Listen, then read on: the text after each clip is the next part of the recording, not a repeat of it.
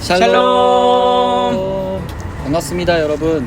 가정 예배 함께 드리기 위해서 이 자리 가운데 나오신 모든 분들을 진심으로 환영하고 축복합니다. 그러면 함께 예배하기를 원하는데요. 우리 함께 신앙을 고백하심으로 함께 예배하도록 하겠습니다. 나는 전능하신 아버지 하나님 천지의 창조주를 믿습니다. 나는 그의 유일하신 아들 우리 주 예수 그리스도를 믿습니다. 그는 성령으로 잉태되어 동정녀 마르게서 나시고 본디오 빌라도에게 고난을 받아 십자가에 못 박혀 죽으시고 장사된 지 사흘 만에 죽은 자 가운데서 다시 살아나셨으며 하늘에 오르시어 전능하신 아버지 하나님 우편에 앉아 계시다가 거기로부터 살아있는 자와 죽은 자를 심판하러 오십니다. 나는 성령을 믿으며 거룩한 공교회와 성도의 교제와 죄를 용서받는 것과 몸의 부활과 영생을 믿습니다. 아멘. 함께 찬양하시겠습니다. 찬송가 559장입니다. 찬송가 559장입니다.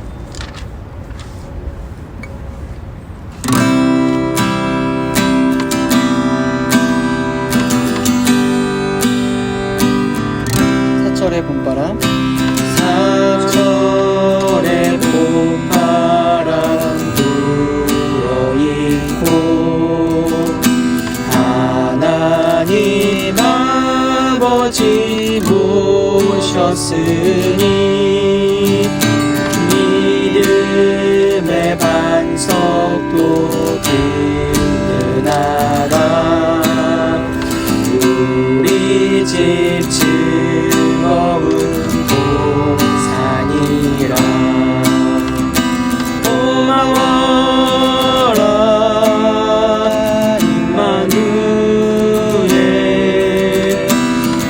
예수만 섬기는 우리 집 고마워라 임마누엘 복되고 즐거운 하루하루 어머니 우리를 보이시고 이들 사랑에 뭉쳐있고 기쁨과 서름도 같이 하니 한간의 초가도 천국이라 고마워라 임마누엘 예수만 섬기는 우리 집 고마워라 임마누엘 복되고 즐거운 하루하루 아침과 저녁에 수고하여 다같이 일하는 온 식구가 한 상에 둘러서 먹고 마셔 여기가 우리의 바다이라 고마워라 임마누엘 예수만 섬기는 우리 집 고마워라 임마누엘 복되고 즐거운 하루하루 제가 잠시 기도하겠습니다.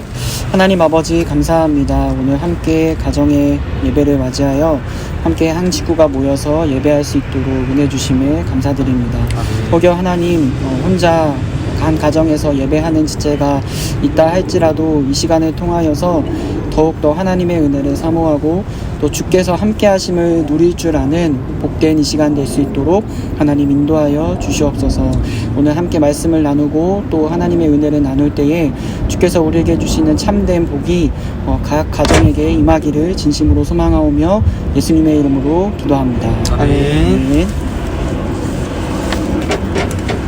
네, 우리 하나님 말씀을 함께 보겠습니다. 하나님 말씀은 사무엘상 12장 1절에서 5절까지 말씀입니다. 사무엘상 12장 1절에서 5절까지 말씀. 제가 가진 성경 구약 성경 425면에 있습니다. 사무엘상 12장 1절에서 5절까지 말씀. 제가 한 절, 여러분이 한 절 우리 교독하여서 읽도록 하겠습니다.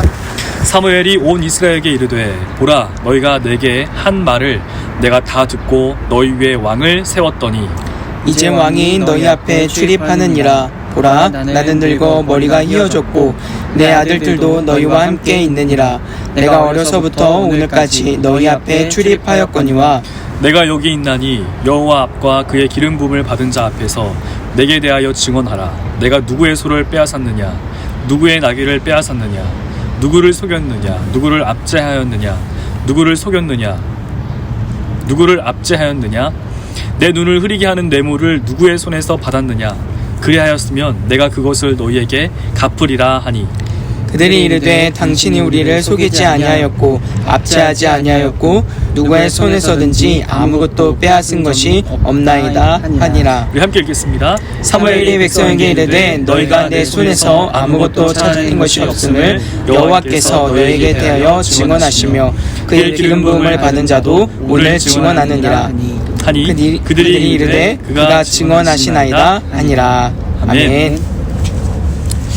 네, 여러분 오늘 가정에서 함께 예배를 드리게 되는데요. 예배하는 가운데 하나님의 놀라운 은혜와 축복이 있기를 소원합니다. 이 시간에 우리가 함께 말씀을 나눌 텐데 말씀은 여러분들이 갖고 계시는 이 순서지에 보시면 내용이 그대로 수록이 되어 있습니다. 우리 여기 수록된 설교 말씀 함께 읽으면서 말씀 나누도록 하겠습니다. 사무엘과 다윗은 올바른 영성을 가졌지만 엘리와 사울은 그러지 못했습니다. 그렇다면 사무엘은 어떻게 영적 리더로서의 역할을 감당할 수 있었을까요? 우리는 성경을 통해 중요한 힌트를 알 수 있는데 바로 그와 함께 했던 네 사람입니다. 한나는 남편 엘가나의 총애를 받은 여인이었지만 아이를 낳지 못해 분인나의 충동질을 당해야 했습니다. 그때 한나는 하나님께 기도했습니다. 괴로운 심정을 가지고 기도하다 보니 하나님의 심정을 알게 되었습니다. 하나님도 그분의 마음에 드는 자녀가 없으셨고 그 심정이 하나님과 통하여 한나는 자기 아들을 드리겠다는 기도를 하게 됩니다. 하나님은 그녀에게 응답하셔서 아들을 주셨고 사무엘이 태어나게 되었습니다. 이처럼 사무엘은 한나의 신앙 고백 결정체였습니다. 사무엘은 젖을 땐 이후부터 회막에서 자랐는데 그때 함께하던 사람이 바로 엘리의 두 아들 홈니와 비느하스입니다. 홈니와 비느하스는 다양한 비리를 저지름으로써 실패한 인물들이 되고 말았지만 사무엘은 어머니 한나의 영성을 닮아 영적 리더로서의 역할을 담당할 수 있었습니다. 두 번째로 사무엘은 실패를 통해 배운 사람이었습니다. 사무엘과 함께 자란 사람이 바로 엘리의 두 아들이었습니다. 그들은 대제사장의 아들이었지만 아버지 엘리를 닮아 전혀 여호와를 알지 못하는 사람들로 평가받았습니다. 하나님께 드리는 제사를 멸시했고 하나님을 존중하지 않았습니다. 심지어 아버지 엘리는 자신의 아들들을 하나님보다 더 중히 여기는 행동을 했던 사람이었습니다. 그래서 엘리가 봉직하는 기간 동안 시대적인 평가는 다음과 같습니다. 여호와의 말씀이 희귀하여 이상의 은이 보이지 않았더라. 이런 시대가 되면 많은 사람들이 절망하고 원망하기에 바쁩니다. 하지만 사무엘은 이런 일들을 보면서 반면 교사로 삼았습니다. 그래서 사무엘은 언제나 하나님 중심주의, 즉 신정 통치를 강조했습니다. 당시 이스라엘 백성들의 가장 큰 실패는 바로 블레셋과의 전투였는데 그 전투에서 4,000명의 이스라엘의 군인이 패하게 되자 군인 숫자를 늘리고 언약궤를 가지고 나갈 생각만을 했습니다. 고대에는 이방 민족 간의 전쟁을 신들의 전쟁이라고 생각했기 때문입니다. 그래서 여호와의 임재의 상징인 법궤를 가져가면 하나님께서 이스라엘에게 승리를 안겨주리라 생각했던 것입니다. 하지만 아무리 법궤라 할지라도 하나님이 빠지면 그것은 미신에 불과할 뿐입니다. 언약궤보다 하나님에게 집중해야 했지만 백성들은 법궤에만 관심이 있었고 결국 3만 명이 전사하며 법궤까지 블레셋에게 탈취당하고 말았습니다. 언약궤를 빼앗긴 것은 이스라엘 백성들에게는 가장 큰 수치였고 그에 따라 홈리와 비느하스가 죽었으며 엘리도 죽었고 비느하스의 아내도 산통이 와서 아이를 해산하게 되었는데 아이의 이름을 이가봇, 즉 하나님의 영광이 이스라엘에게서 떠났다라고 지어버리고 죽어버렸습니다. 엘리와 두 아들이 봉직하는 기간 당시 이스라엘은 영적으로 이가봇과 같은 상황이었던 것입니다. 이때 사무엘은 하나님은 떠난 결과가 얼마나 큰 것인가를 배웠을 것입니다. 그래서 사람들이 왕을 세워달라고 했을 때 사무엘은 반대했지만 무지한 백성들은 결국 왕을 세우고야 말았습니다. 이처럼 우리는 시대의 실패를 통해 무엇을 해야 하는가를 배워야 합니다. 원망만 하고 있으면 안 되고 하나님께 지혜를 구해야 합니다.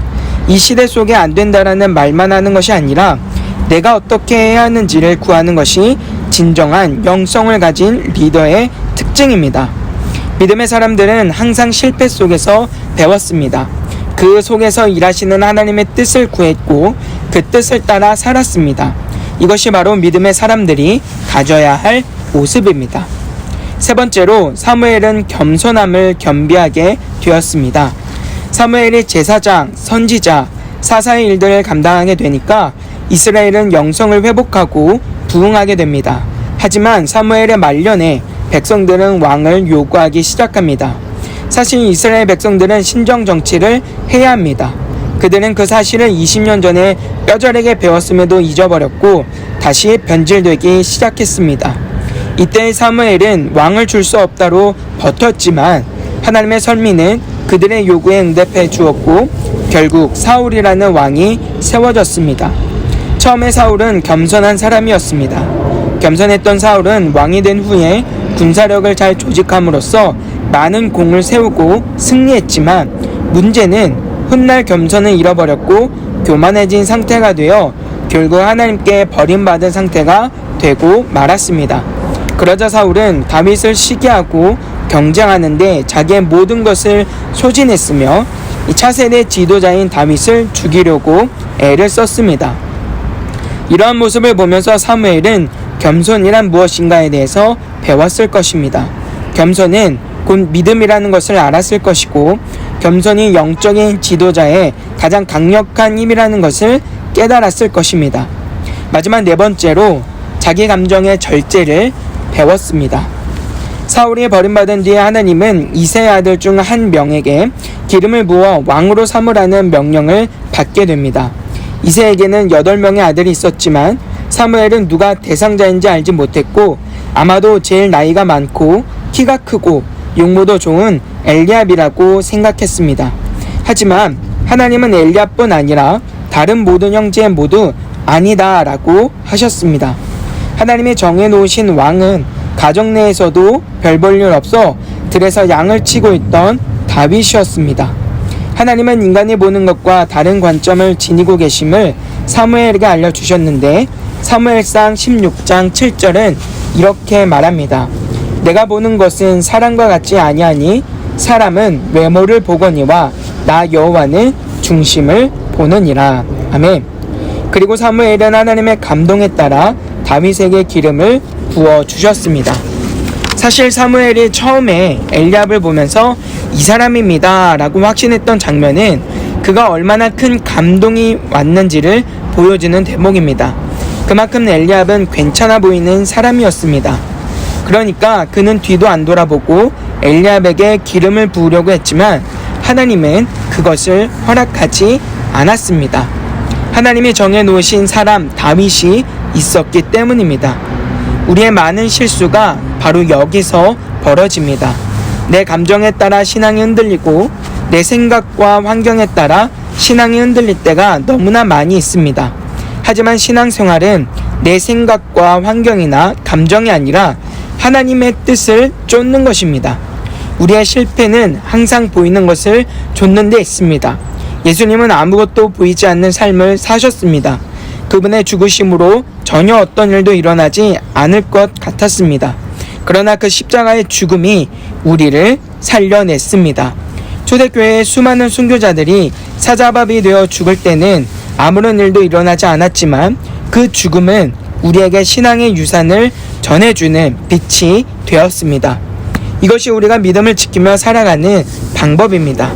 오늘 저와 여러분들의 믿음이 감정 따라, 상황 따라, 환경 따라 흔들리는 믿음이 아니라 우리에게 선명하게 빛나는 그 말씀 따라 살아가는 믿음이 되기를 소망합니다. 이러한 믿음을 가질 때 비로소 우리는 이 땅에서 영적 리더로 살아가는 사무엘과 같은 사람이 될 수 있을 것입니다. 지금 이 시대는 무엇보다 사무엘과 같은 사람들이 필요합니다. 주어진 환경과 세상을 원망하는 것보다 중요한 것은 하나님께서 주신 것을 통해 믿음을 배우는 것입니다. 하나님의 뜻을 발견하여 그 뜻을 따라 사는 것입니다. 오늘 살아가는 우리 가족들이 사무엘과 같은 영적 리더가 되어 이 땅에 주의 예수의 나라와 그 영광을 선포하는 용감한 믿음의 사람이 되기를 바랍니다. 아멘. 자, 오늘 이렇게 말씀을 함께 나눴는데요. 여러분들 다시 한번 이 말씀을 꼼꼼히 읽으시고 점검하시고 또 묵상하셔서 또 삶에 적용한 내용들을 한번 기록해 보시면 좋을 것 같아요. 그리고 각자 기도로 또 들은 말씀들을 묵상하고 정리할 수 있기를 부탁을 드리겠습니다. 함께 찬송하시겠습니다. 찬송가 569장입니다. 찬송가 569장입니다.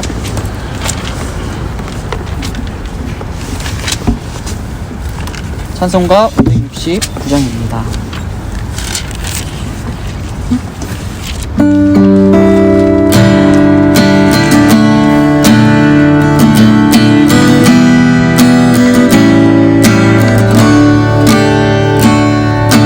선한 목자 되신 우리 주 항상 인도하시고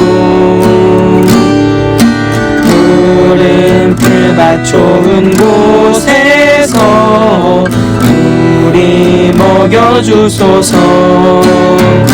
선한 목자 구세주여 항상 인도하소서. 선한 목자 구세주여 항상 인도하소서. 양의 문이 되신 예수여 우리 영접하시고 길을 잃은 양의 무리를 항상 인도하소서. 선한 목자 구세주여 지금 나아주소서. 선한 목자 구세주여 기도 들어주소서. 은이 많고 약한 우리를 용납하여 주시고 주의 넓고 크신 은혜로 자유 얻게 하셨네. 선한 목자 구세주여 지금 나아갑니다. 선한 목자 구세주여 지금 나아갑니다. 일찍 주의 뜻을 따라서 살아가게 하시고 주의 크신 사랑 베푸사 따라가게 하게 하소서. 선한 목자 곳에 주여 항상 인도하소서. 선한 목자 곳에 주여 항상 인도하소서.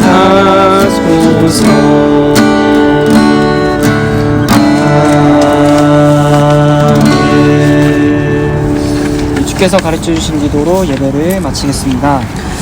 하늘에 계신 우리 아버지, 아버지의 이름을 거룩하게 하시며 아버지의 나라가 오게 하시며 아버지의 뜻이 하늘에서와 같이 땅에서도 이루어지게 하소서. 오늘 우리에게 일용할 양식을 주시고 우리가 우리에게 잘못한 사람을 용서하여 준 것 같이 우리 죄를 용서하여 주시고 우리를 시험에 빠지지 않게 하시고 악에서 구하소서. 나라와 권능과 영광이 영원히 아버지의 것입니다. 아멘. 여러분 감사합니다. 지금 순서는요, 우리 집 비전 선언문 만들기라고 하는 란이 있는데요. 우리 집 비전 선언문을 이제 만들어 볼 겁니다. 가족 항해의 목표 항구가 없으면 아무리 수상해도 표류하는 것과 같습니다. 가정이 하나의 비전을 향해 달려가는 행복한 비전 공동체가 될 수 있도록 우리 집 비전 선언문을 작성해 주시면 되는데, 이것은 우리 신앙의 선배들도 했던 것입니다. 16세기 때 이제 많은 우리 교회의 공동체의 신앙 교육과 또 신앙을 지키기 위해서 이제 신앙 선언문들을 이제 신조와 이 신앙 고백서들을 많이 만들었는데, 이것을 여러분의 가정에서 바른 신앙 생활할 수 있는 신앙 선언문을 한번 만들어 보면 좋겠습니다.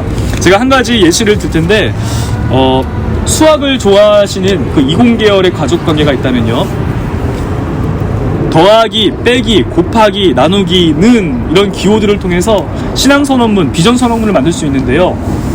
가령 플러스, 날마다 서로에게 사랑해라는 사랑의 언어를 더하고, 마이너스, 서로의 단점을 살짝 빼고, 곱하기, 세워주는 말은 주로 칭찬하는 것은 2배로 곱하고, 나누기, 힘들 때 서로를 신뢰함으로 함께 나누어, 는 세상에서 가장 아름답고 건강한 우리 가정을 만들자. 뭐 이렇게 이제 비전 선언문을 만들어 줬고요. 또는 하하하 비전 선언문이 있습니다. 그래서 하나님의 뜻대로 살아가기, 하나님의 말씀대로 순종하며 살아가기, 하나님께 영광 돌리기, 우리의 모든 것 되시는 주님께 영광 돌리기, 하나 되어 사랑하기, 하나님께서 맺어주신 귀한 배필로 서로 섬기기. 마지막으로 저희 집 비전 선언문이 있는데요. 저희 집 비전 선언문은 저희 친할아버님 때부터 아버지를 통해서 이제 받게 된 건데, 저희 집 비전 선언문은 순교적 신앙의 확립입니다. 그래서 이 하나님과 예수님의 영광을 위해서 언제든지 죽을 수 있어야 한다. 어려서부터 많은 이제 그런 것들을 듣고 자랐는데, 여러분도 여러분 가정만의 이 신앙 공동체 안에서, 가정 공동체 안에서 이 멋진 비전 선언문을 만들어 보는 시간 되기를 축복합니다. 비전 선언문 만드셔서 교회로 또 같이 공유를 해주시면 저희가 또 좋은 비전 선언문들을 우리가 같이 공유하고 나눌 수 있으면 너무 좋을 것 같습니다. 또 여러분 주어진 그 자리에서 오늘 또 복된 예배 잘 드리시길 바라고요. 자, 우리 인사하고 마치도록 할까요? 자, 그러면 인사하겠습니다. 네, 샬롬. 샬롬.